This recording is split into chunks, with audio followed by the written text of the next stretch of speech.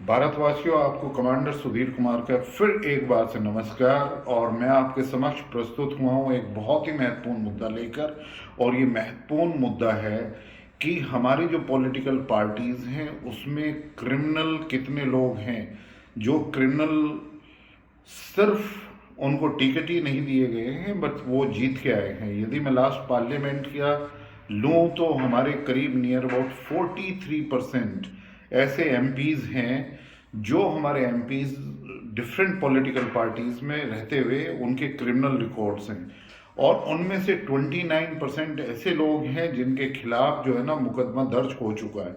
यदि मुकदमा दर्ज हो चुका है इसका मतलब एफआईआर के बाद में इसका मतलब है कि उनके खिलाफ जो है वो एविडेंसेस हैं और एविडेंसेस के बाद में ही उनका क्रिमिनल रिकॉर्ड बन चुका है। अब यदि हम 2015 में देखें तो 73 जो लोग थे उनमें से 43 दिल्ली असेंबली में जो है ना उनका क्रिमिनल रिकॉर्ड था। और 37 ऐसे एमएलए थे जिनके खिलाफ बड़े ही हीनियस क्राइम थे।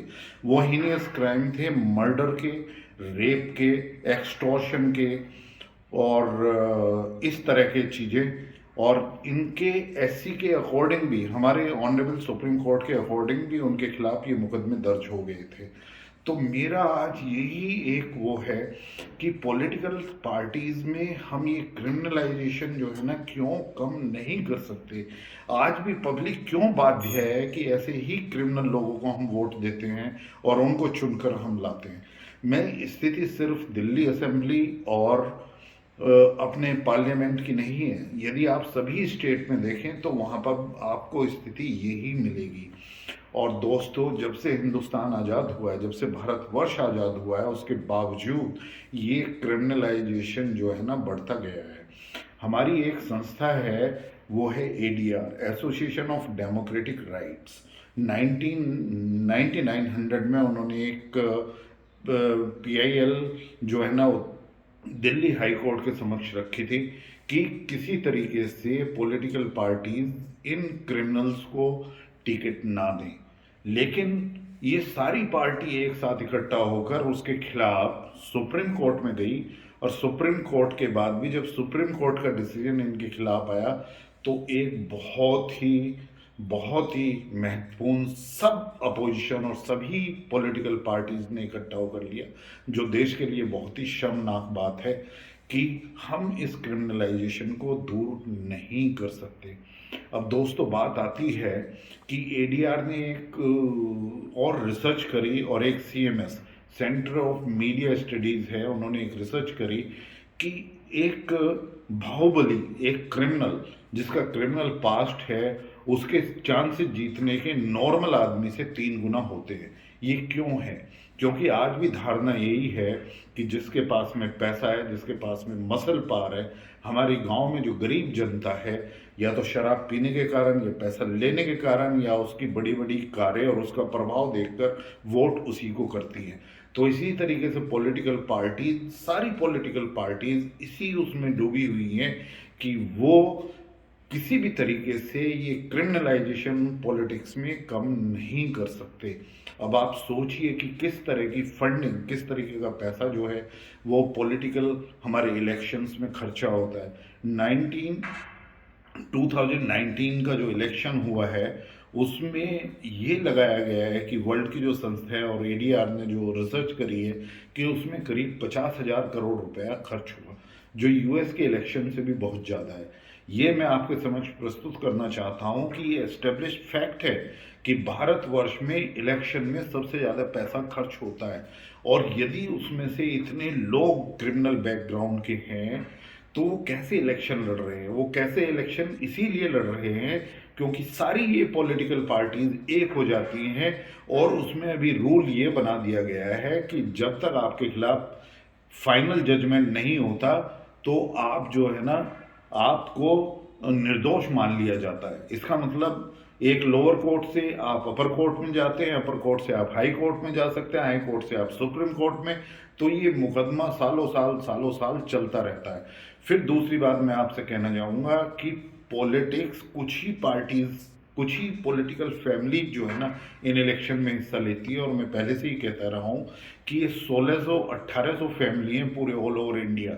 यदि आप इंडिपेंडेंट इंडिया के बाद, जब से भारतवर्ष आज़ाद हुआ, यदि उसके बाद आप देखेंगे 99% लोग वो हैं जिनके बाप दादा और ये सब पॉलिटिक्स में रहे हैं और जिनके पास में पैसा है, जिनके पास रसूख हैं, ये हैं। मुश्किल से 1 से 1.5% या 2% ही लोग ऐसे बाहर से आए हुए हैं जो फ्रेश इलेक्शन लड़ते हैं। क्या ये क्यों सभी पॉलिटिकल पार्टीज इस तरफ बाध्य हैं? क्या हमें ये नहीं सोचना चाहिए?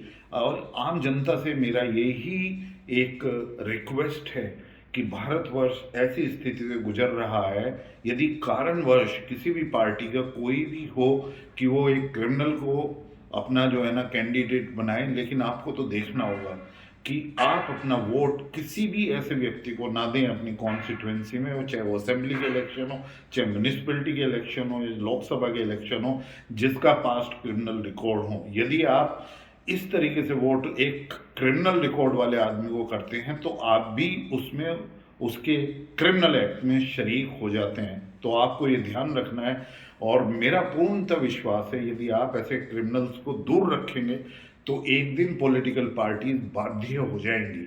अब एक ये समीकरण आपको देखना है कि क्यों पॉलिटिकल पार्टी जैसे बाहुबली को ही और क्रिमिनल बैकग्राउंड के आदमी को टिकट देती है, क्योंकि उन्हें पता है कि उसका एक तो बाहुबली होने के कारण हर एक गांव में उसका कुछ ना कुछ जो है ना प्रभाव है और युवाओं को लालच में ले लेता है, क्योंकि वो उनके लिए पैसा खर्च करता है, उनको शराब पिला सकता है। तो इस तरीके से एक तो उसका मनी पावर और दूसरी उसकी मसल पावर, ये दोनों जुड़ जाती हैं और ये इलेक्शन में एक महत्वपूर्ण रोल अदा करती हैं। यदि आज आप देखें तो 65% पॉपुलेशन इंडिया की वो 35 ईयर्स से कम की है। हम युवा हैं, हम एक युवा देश हैं, लेकिन यदि आप देखेंगे एमपीज़ की क्या पॉपुलेशन, क्या कोई युवा है? हमारे लोकसभा में जो एवरेज एज है वो 53 ईयर्स है, जो राज्यसभा की एज है वो करीब 63 या 63.5 ईयर्स है। क्या कोई युवा है? यदि आप सर्च पे आप डालेंगे कि कितने हमारे युवा एमएलएज हैं, कितने युवा हमारे एमपीज़ हैं, तो आपको पता चल जाएगा कि इतने परसेंट एमपी हमारे युवा हैं और मतलब उनका एवरेज एज जो है ना 53-54 ईयर्स है और राज्यसभा का 63 और 63.5 है। तो ये हमारी सिचुएशन है। इतना हम युवाओं को जो है ना आगे बढ़ा रहे हैं, ये बहुत ही सोच का विषय है। दूसरी तरफ आप देखेंगे रही सिक्योरिटी और सेफ्टी की, ऐसे सबसे जो भद्दा मजाक है हमारे एक डेमोक्रेटिक सेटअप के लिए, जो हमारे कॉन्स्टिट्यूशन के लिए, जो भारतवर्ष के लिए एक बहुत ही भद्दा मजाक और एक गरीब आदमी और एक कॉमन आदमी के खिलाफ है, वो ये है कि ये चंद गिने चुने लोग जो इलेक्शंस में लड़कर आते हैं, जो इतने क्रिमिनल्स को टिकट देते हैं, उन्हीं क्रिमिनल्स की सुरक्षा के लिए आज भारतवर्ष में ऐसे कुल 14,700 लोगों के लिए, 14,700 पॉलिटिशियंस के लिए 47,000 पुलिस के कर्मचारी लगे हुए हैं उनकी सुरक्षा के लिए। हमारा एक एक पैसा, जो हार्ड अर्न मनी का एक एक पैसा, जो हमारे टैक्स का पैसा है, वो उनके क्रिमिनल्स की सुरक्षा में जा रहा है। क्या ये एक भद्दा मजाक नहीं है देश के लिए? ये बहुत बड़ी त्रासदी है। अब आती है पॉलिटिकल फंडिंग की बात। पॉलिटिकल फंडिंग, जब सारा देश ऑनलाइन चल रहा है तो पॉलिटिकल फंडिंग क्यों नहीं ऑनलाइन हो सकती? क्यों हम पॉलिटिकल बॉन्ड, इलेक्ट्रिकल बॉन्ड्स लेकर आए हैं? क्योंकि ये डिसीजन लेना पड़ेगा और आज की गवर्नमेंट को एक बहुत ही स्ट्रॉन्ग डिसीजन लेना पड़ेगा। और आगे के इलेक्शन में मैं ऑनरेबल प्राइम मिनिस्टर से भी ये रिक्वेस्ट करूंगा कि सबसे ज़्यादा महत्वपूर्ण, यदि आपको युवा को अपने इन चीज़ों से बचाना है, यदि कॉमन आदमी में एक आस्था पैदा करनी है, तो किसी भी क्रिमिनल बैकग्राउंड के आदमी को टिकट न दिया जाए और उसमें ये ध्यान रखा जाए कि हम पॉलिटिकल फंडिंग को किस तरीके से ट्रांसपेरेंट बना सकते हैं, किस तरीके से टैक्स पेयर का एक एक पैसा जो है ना वो हम ठीक तरीके से रख सकते हैं। ये दो ही मुद्दे हैं। फिर मैं पूछना चाहूँगा कि एक आईएएस आईपीएस यदि उसके खिलाफ एक भी एफआईआर हो जाए तो क्या वो बन सकता है? नहीं बन सकता।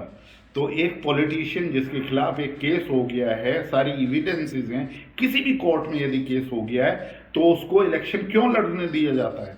क्यों ये दिखाया जाता है कि उसके पास अपील है, वो एक कोर्ट से डिस्ट्रिक्ट कोर्ट में जा सकता है, डिस्ट्रिक्ट कोर्ट के बाद में वो हाई कोर्ट में जा सकता है, हाई कोर्ट के बाद वो अपील कर सकता है बड़ी बेंच के लिए, और फिर वो सुप्रीम कोर्ट में जा सकता है, फिर वहां पर अपील कर सकता है। इस तरीके के प्रोविजन पॉलिटिशियंस को ही क्यों है? जबकि एक क्लर्क भी आदमी, यदि उसके खिलाफ कोई क्रिमिनल रिकॉर्ड है या कोई एफआईआर है, वो क्लर्क भी नहीं बन सकता।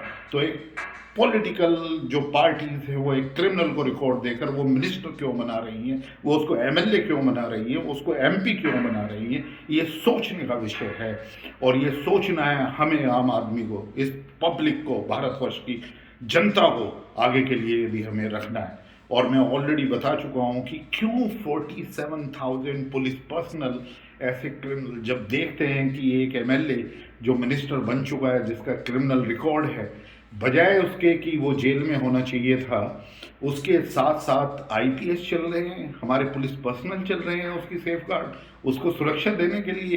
कितना भद्दा मजाक जो है ना, एक आज़ाद देश के लिए जो एक सक्षम देश बन रहा है, जो एक स्ट्रॉन्ग देश बन रहा है, उसमें इस तरह की जो है।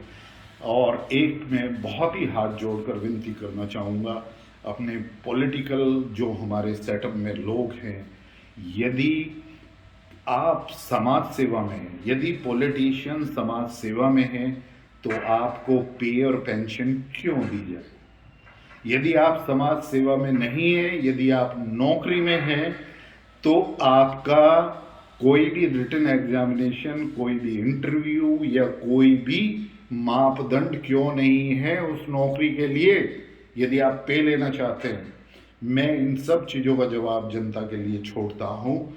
और आज भारतवर्ष को ये इतने महत्वपूर्ण मुद्दे हैं जिसकी वजह से एक गरीब आदमी पिस रहा है, एक कॉमन आदमी पिस रहा है, और यदि आपको इन त्रुटियों को दूर करना है तो सभी पॉलिटिकल पार्टी से यही अनुरोध है कि इस क्रिमिनलाइजेशन को रोका जाए, पॉलिटिकल फंडिंग में ट्रांसपेरेंसी लाए जाए, और एक एक टैक्स पेयर के एक एक पैसे का इंतजाम हो, जिससे पॉलिटिक्स में युवा आ सकें, जिससे पॉलिटिक्स में ईमानदार लोग आ सके, वो ही देश के प्रति सजग हो सकते हैं और आगे के लिए वो देश चला सकते हैं। एक और महत्वपूर्ण, क्योंकि मैं वेटरन हूँ इंडियन नेवी का, एक और महत्वपूर्ण, जितने पॉलिटिशियन हैं इंडिपेंडेंस के बाद में, उनमें से 0.5% के ही बच्चे फौज या पैरामिलिट्री फौज में गए हैं आज तक। ऐसा क्यों वो नहीं अपने बच्चों को जो है ना वो मिलिट्री में और पैरामिलिट्री में? मैं कहता हूँ कि उनको एक असेंशियल सर्विस होनी चाहिए कि 3 साल उनके बच्चों को सर्विस करनी पड़ेगी मिलिट्री में या पैरामिलिट्री फोर्सेस में। क्यों हम ये चैलेंज नहीं ले सकते? भारतवर्ष आज एक सेल्फ रिलायंट नेशन, एक बहुत ही महत्वपूर्ण रोल पूरे दुनिया में निभाने जा रहा है, तो ये मुद्दे बहुत ही महत्वपूर्ण हैं। तो इस अनुरोध के साथ मैं छोड़ता हूँ जनता के ऊपर कि क्या हो। जय हिंद।